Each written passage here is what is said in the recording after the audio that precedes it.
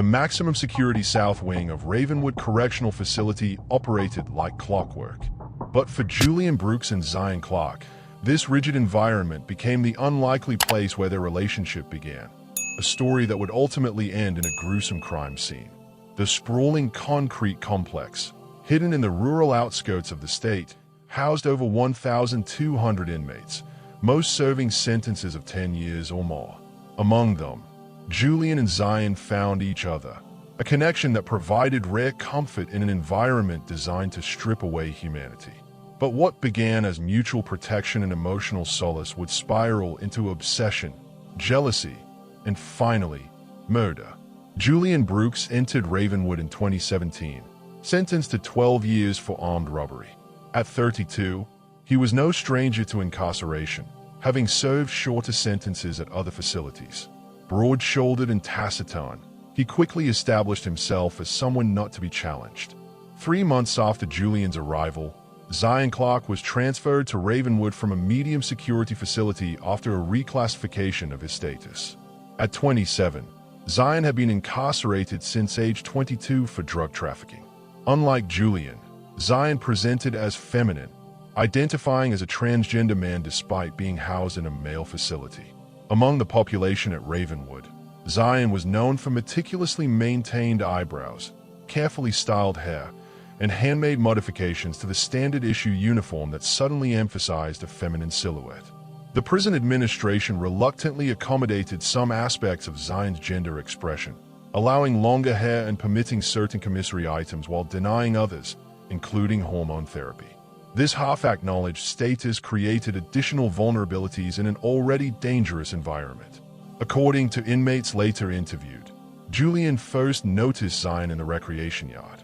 Their initial interactions were brief conversations that gradually extended over the following week.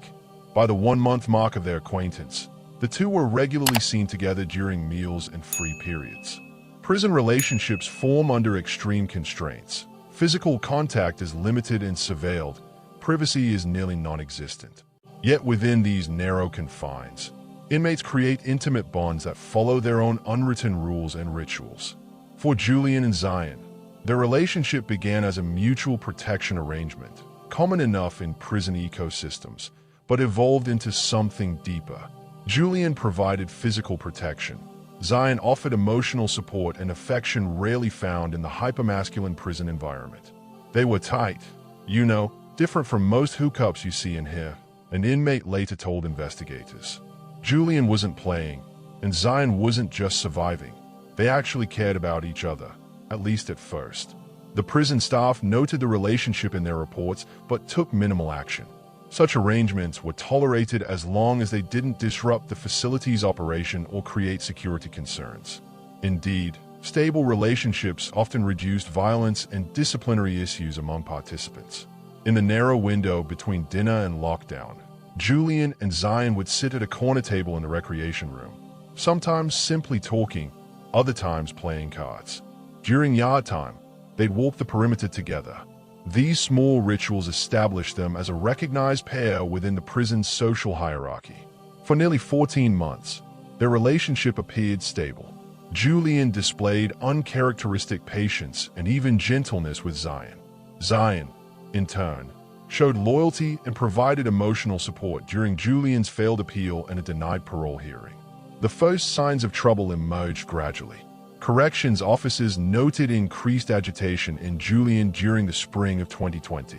His disciplinary record, previously unremarkable, began accumulating minor infractions: insubordination, unauthorized movement, contraband possession.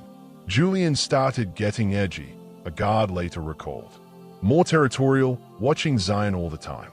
It was subtle at first, but anyone working the blocks long enough could see the change.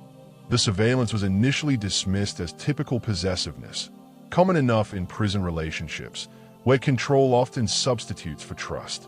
However, as weeks passed, Julian's behavior intensified.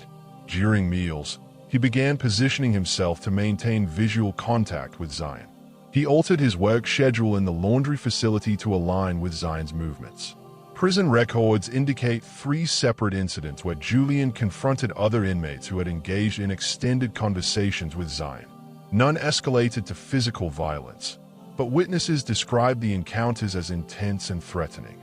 Julian thought he owned Zion, another inmate later testified. He couldn't handle seeing them talk to nobody else. It was getting weird, even for this place. Zion's response to this increasing surveillance appeared ambivalent.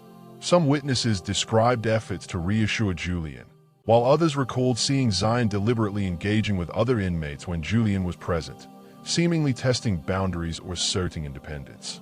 This push-pull dynamic continued for approximately 3 months, with the relationship visibly deteriorating. Julian became increasingly isolated, interacting almost exclusively with Zion and withdrawing from previous associations. Zion, conversely, expanded social connections, particularly with a group of inmates who gathered in the recreation yard. On June 12, 2020, the fragile equilibrium shattered.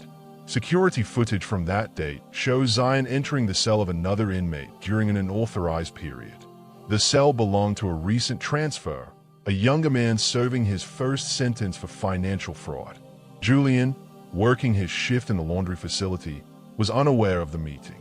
However, as in most prisons, information travels with remarkable efficiency. By that evening, multiple sources confirmed that Julian had learned of the encounter. Surveillance footage from the dining hall shows an intense but whispered exchange between Julian and Zion, ending with Zion walking away and Julian remaining seated, motionless for several minutes. Over the next 72 hours, their interaction ceased entirely. Zion was observed spending time with a new inmate and other associates. Julian remained isolated, declining even to leave his cell for some meals. Behavior flagged in the daily reports but was deemed insufficient for intervention. On June 15th, a corrections officer noted in the daily log that Julian requested an unscheduled shower period, citing contamination from a laundry chemical spill. The request was granted, a seemingly minor deviation from protocol that would later be scrutinized in multiple internal investigations. The Ravenwood shower facilities occupy a tiled room divided into 6 individual stalls with waist-high partitions and no doors, offering minimal privacy while allowing guards visual access during their regular patrols. The schedule allocates shower access by cell block, with strict time limits enforced. On the afternoon of June 15th, Zion entered the shower area during B Block's designated period. According to the facility's records, 6 other inmates were present initially, but 5 had finished and departed by 2:47 p.m., leaving Zion alone. The guard responsible for monitoring had stepped away to respond to a disturbance in an adjacent corridor. At 2:53 p.m., Julian entered the shower area, ostensibly for his approved unscheduled shower. Surveillance footage from the corridor shows him entering empty-handed. The shower area itself had no cameras, an identified security gap that had never been addressed due to budget constraints. What happened next was reconstructed through forensic evidence and partial witness accounts. Julian approached Zion in the shower stall furthest from the entrance. No verbal exchange was overheard by the one remaining inmate who was finishing dressing near the exit. The attack was swift and methodical. Using a prison-made weapon, a toothbrush with a razor blade melted into the handle, Julian stabbed Zion multiple times in the neck and upper torso. The medical examiner would later identify 17 distinct wounds, with a fatal injury severing the carotid artery. The other inmate, hearing the struggle, exited the shower area without raising an alarm, a decision he later justified as self-preservation. "You don't get involved, you don't see nothing. That's how you survive," he explained. At 3:07 p.m., when the guard returned, Zion was found dead, blood having spread across the tiled floor, diluted by the still-running shower. Julian was gone, having returned to his assigned work detail in the laundry, resuming his duties as if nothing had occurred. The facility immediately implemented lockdown procedures, and a team of state investigators arrived at the scene. Zion's body was photographed extensively before removal. Blood spatter analysis later indicated that the attack had been frontal, the assailant facing the victim, and that Zion had been conscious and struggling for at least the initial stab wounds. The investigation moved quickly from an open inquiry to a focused case. Julian's unscheduled shower, his documented history with Zion, and the deteriorating relationship made him an immediate person of interest. His cell was searched within hours of the murder. Inside a small gap in the concrete wall, concealed behind a carefully positioned photograph, investigators discovered the weapon, blood residue matching Zion's DNA, and additional blood traces on a pair of shower sandals hidden beneath Julian's mattress. When confronted with the evidence, Julian offered no resistance or denial. "He shouldn't have disrespected me," he reportedly told investigators, refusing to elaborate further or provide a formal statement without representation. The case never went to public trial. Julian accepted a plea agreement, receiving a life sentence without the possibility of parole for first-degree murder. The weapon, the premeditation evidenced by the requested shower time, and the brutality of the attack left little room for mitigating factors. The murder triggered a comprehensive security review at Ravenwood. Cameras were installed in shower areas, albeit with privacy modifications, and policies regarding relationship monitoring and intervention were strengthened. 3 staff members, including the supervisor who approved the unscheduled shower, were terminated for negligence. Zion's family filed a wrongful death lawsuit against the state's Department of Corrections, citing negligence and failure to protect. The case settled out of court for an undisclosed sum. As part of the settlement, the department agreed to review and enhance its policies regarding transgender inmates, including improved screening processes for potential threats. Ravenwood's LGBTQ inmate support group, which neither Julian nor Zion had participated in, saw its membership double in the months following the murder. The group's coordinator, a civilian contractor, reported that the tragedy had prompted many inmates to seek community and safe discussion spaces they had previously avoided. The murder at Ravenwood represents more than just another statistic in America's prison violence epidemic. It illuminates the complex intersections of identity, desire, control, and institutional failure within a system designed for punishment rather than rehabilitation. For Julian and Zion, prison became not just a place of confinement, but a crucible that concentrated and intensified human emotions to deadly effect. Their relationship, beginning in mutual need, evolving through genuine connection, and ending in violence, followed a trajectory shaped by both personal psychology and institutional constraints. What might have developed differently in another context became, within prison walls, a fatal equation of possession, jealousy, and revenge. The surveillance cameras, guard rotations, and security protocols that governed their physical movements proved wholly inadequate to manage the volatile emotions that ultimately led to murder. As one investigating officer noted in his final report, the system is designed to control bodies, not hearts or minds. That's where it always breaks down. Today, nearly 5 years after the murder, Julian remains in solitary confinement at a different maximum security facility. Zion's personal effects, a few photographs, letters, and handmade jewelry crafted from permitted materials, were returned to family members who had maintained only sparse contact during incarceration. In the shower area at Ravenwood, new tiling has replaced the blood-stained originals. New cameras monitor from discrete ceiling mounts. New policies govern inmate movements and relationships. Yet beneath these surface changes, the same fundamental tensions persist. Human needs and emotions contained within a system ill-designed to accommodate them. The tragic end of Julian and Zion's relationship stands as a stark reminder of this unresolved contradiction, a single case illustrating broader truths about punishment, identity, and the human capacity for both connection and destruction, even in the most controlled environments. Glances and an awareness of each other's location that suggested deeper connection. What transformed speculation into certainty was discovered during a routine cell inspection in August 2019. A correctional officer searching Andre's cell found a 3-page letter hidden inside a hollowed-out legal reference book, written in Terrell's distinctive handwriting on paper torn from a composition notebook. The letter detailed feelings and hopes in language that left no ambiguity about the relationship's nature. Protocol required confiscation of unauthorized correspondence, with disciplinary reports filed for both parties. However, the senior officer on duty, a 20-year veteran of the correctional system, made a rare exception. "I've seen what happens when you disrupt these arrangements," he later explained off the record. "Sometimes the stability they provide prevents worse problems." Collins was behaving. Jackson was safer than before. The letter went back where it had been found.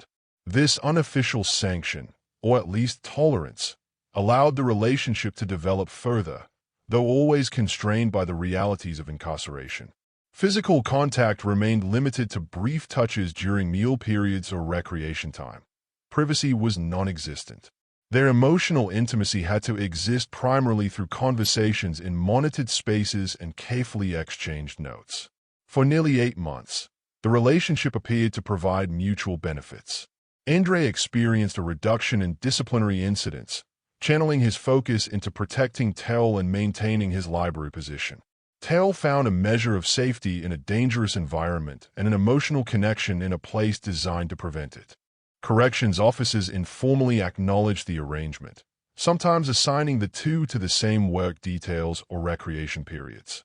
Not out of support for the relationship, but recognition of its stabilizing effects on both inmates. You learn to work with the reality in front of you, a supervising officer later testified. Collins and Jackson weren't causing problems.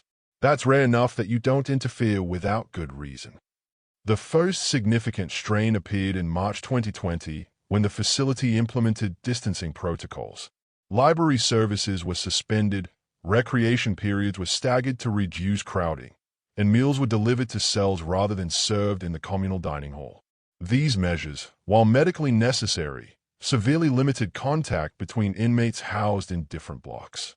Andre and Terrell, assigned to a block and B block respectively, suddenly found themselves separated by more than just cell walls. Their primary meeting locations were no longer accessible. Communication channels narrowed to occasional glimpses during modified movement periods and notes passed through the increasingly valuable network of inmate messengers. Prison records indicate that Andre's behavior changed during this period of separation. His previously exemplary work performance declined. He received citations for being out of authorized areas, always locations that might allow visual contact with B-Block. His formerly quiet demeanor shifted toward irritability. Collins is expressing frustration with restrictions, noted a counselor's report, recommending monitoring for potential escalation. When limited inter-block recreation resumed in June 2020, security footage captured their reunion. A brief conversation in the yard, standing closer than social distancing guidelines permitted, speaking intently for the entire 30-minute period. However, the 3 months of separation had created space for change. According to multiple accounts, Terrell had formed new associations during the restricted period, particularly with a group of younger inmates recently transferred from another facility.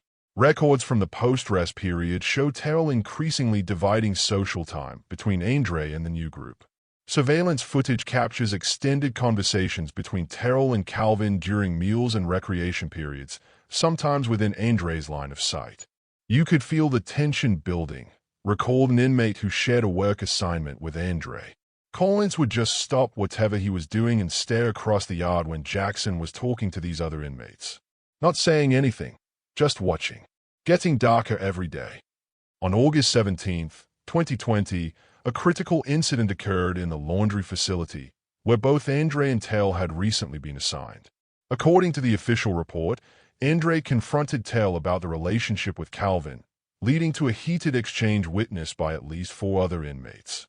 No physical altercation took place, but the verbal intensity prompted staff intervention and temporary reassignment of both inmates to separate work details. During a subsequent cell search, officers discovered a makeshift weapon in Andre's mattress, a toothbrush with its end melted and embedded with a razor blade, a common prison weapon.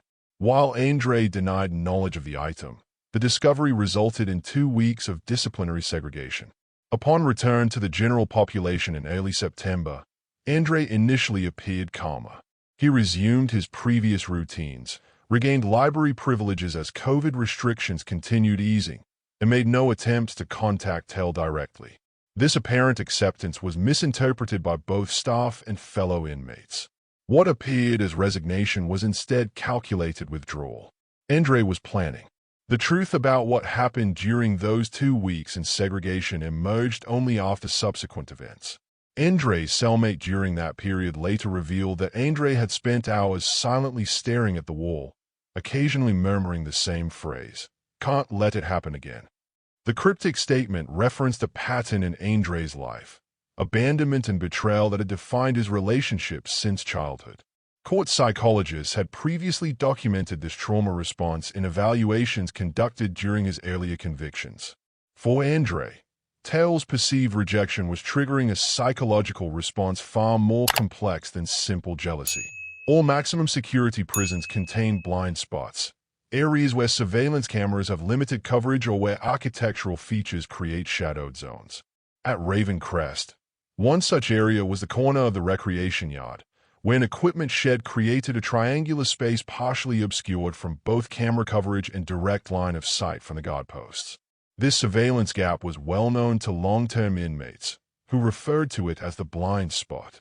It was typically used for quick contraband exchanges or brief private conversations. Using this area for extended periods invited staff attention, but momentary occupation rarely triggered concern. On September 28, 2020, recreation period logs showed that Andre, Terrell, and Calvin were all present in the yard during B Block's scheduled time. Andre had obtained permission to retrieve materials from the groundskeeping shed, an errand that legitimately placed him in the yard during a period when he would normally be restricted to his cell block. Surveillance footage captured Andre entering the yard at 2:17 p.m., acknowledging the supervising officer, and proceeding to the equipment shed at 2:19 p.m. Terrell is seen separating from a group of inmates and walking toward the same area. Calvin remained with the group, engaged in a basketball game. What transpired next occurred in the surveillance gap. The equipment shed camera had been reported malfunctioning 3 days earlier, with replacement parts still pending. The nearest functional camera captured only Andre's entry into the blind spot, and 4 minutes later, his exit alone at 2:26 p.m. An inmate discovered Terrell's body behind the equipment shed. Emergency response protocols were immediately activated, but medical personnel pronounced Terrell dead at the scene. The cause of death was multiple stab wounds to the neck and torso, with a fatal injury penetrating the heart. Raven Crest immediately implemented a facility-wide lockdown. All inmates were returned to their cells as state investigators and the medical examiner arrived. The crime scene was secured, though crucial minutes had elapsed between the murder and discovery. The weapon, a sharpened steel rod fashioned from a piece of bed frame, was found discarded in a trash receptacle 30 yards from the scene. Despite efforts to wipe it clean, blood residue in the metal grooves matched Andre's DNA. Andre returned to his cell during the lockdown and made no attempt to conceal his involvement when investigators questioned him 3 hours later. His statement, recorded in the case file, was chilling in its emotional detachment. Had to be done. Some things you can't let stand. Not in here. The investigation revealed the full dimension of what had triggered the murder. In the days preceding the killing, Terrell and Calvin had escalated their relationship from friendship to romantic involvement. Multiple inmates confirmed witnessing intimate contact between them during recent recreation periods.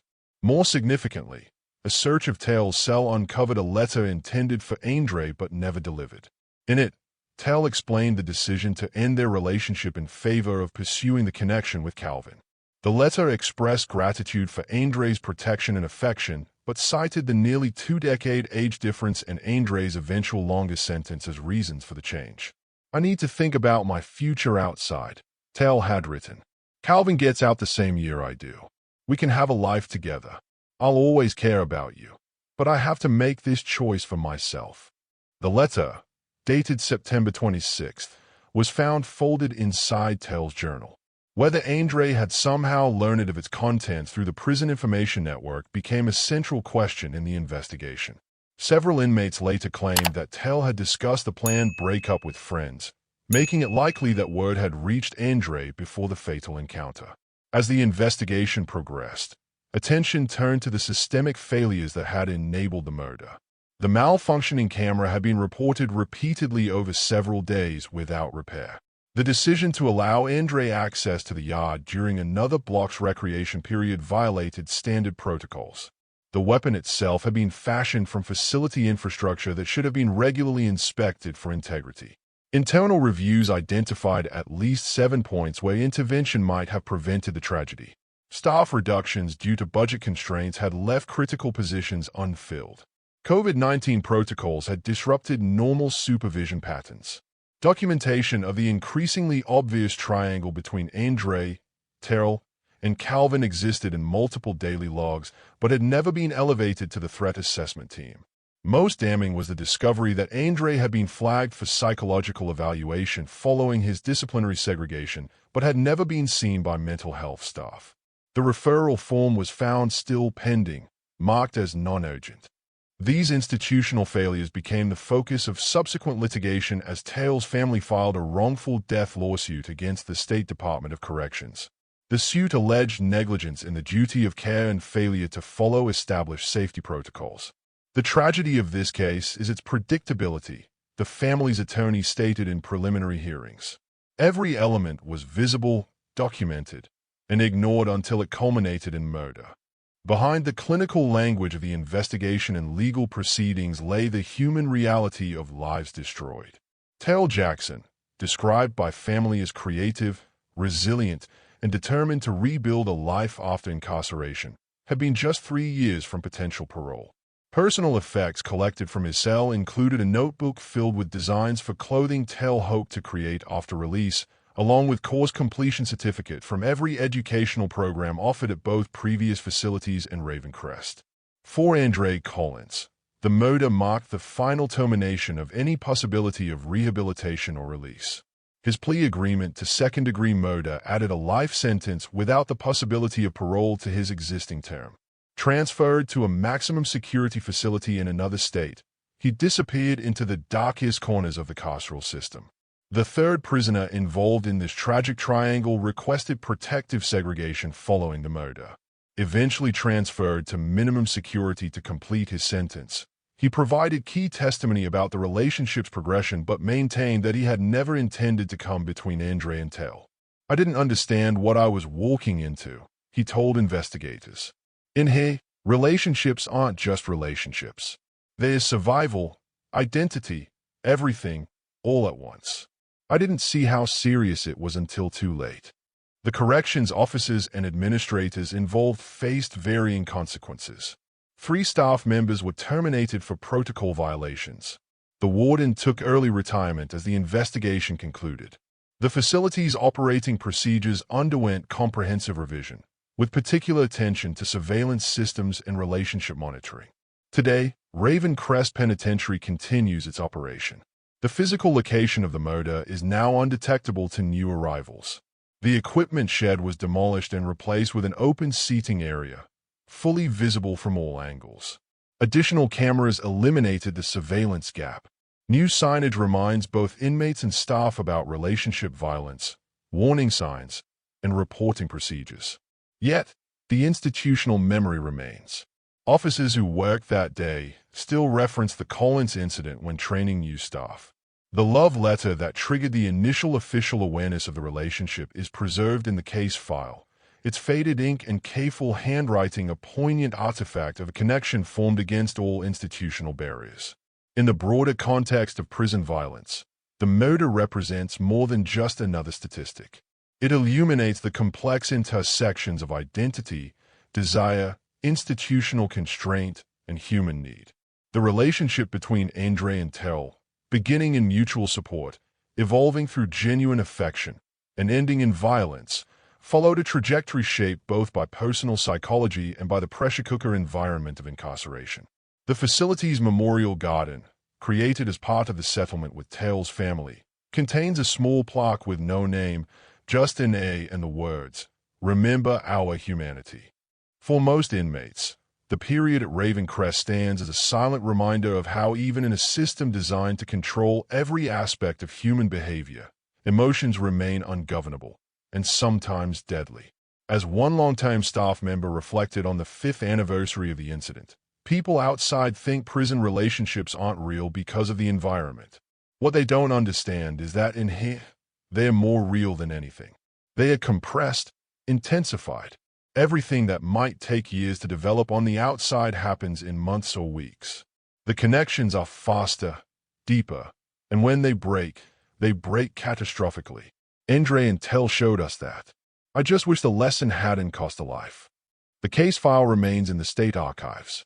Its contents, a detailed chronicle of love, jealousy, institutional failure, and ultimate tragedy, serve as both a personal tragedy and an indictment of a system that contains without healing, punishes without rehabilitating, and creates environments where human connection becomes simultaneously essential for survival and potentially fatal in its consequences.